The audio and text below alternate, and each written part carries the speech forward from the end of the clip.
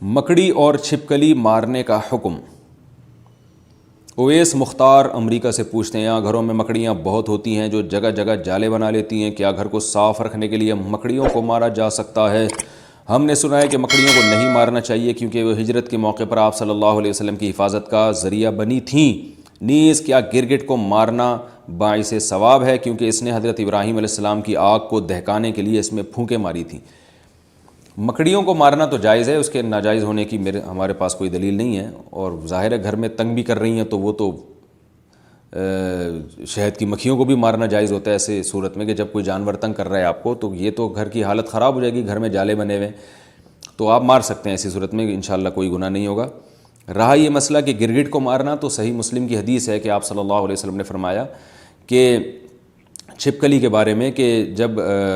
آگ جلائی جا رہی تھی ابراہیم علیہ السلام کی تو چھپکلی اس میں پھونک مار رہی تھی اور اس آگ کو بھڑکانے کی کوشش کر رہی تھی۔ اس حدیث کا مطلب کیا ہے؟ علماء نے لکھا ہے کہ یہ صرف یہ بتانے کے لیے ہے کہ چھپکلی اور اس جنس کے جتنے جانور ہیں جس میں گرگٹ بھی آتا ہے، یہ جو جنس کے جانور ہیں نا، ان میں انسان دشمنی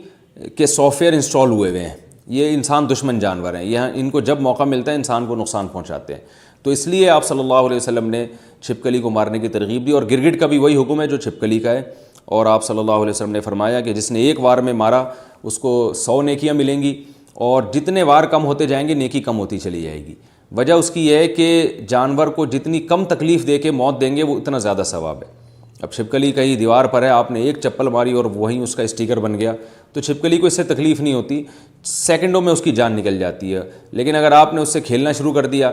پہلے اس کی دم کاٹی، اس کا آدھا گھنٹہ آپ نے دم کا تماشا دیکھا جیسے بچے کرتے ہیں چھپکلی اور گرگٹ کے ساتھ، پھر اس کو رسی میں گھما گھما کے مار رہے ہوتے ہیں، تو اس سے آپ کی نیکیاں کم ہوتی چلی جائیں گی، بلکہ جانور پہ ظلم کا گناہ بھی ہو سکتا ہے۔ تو اس لیے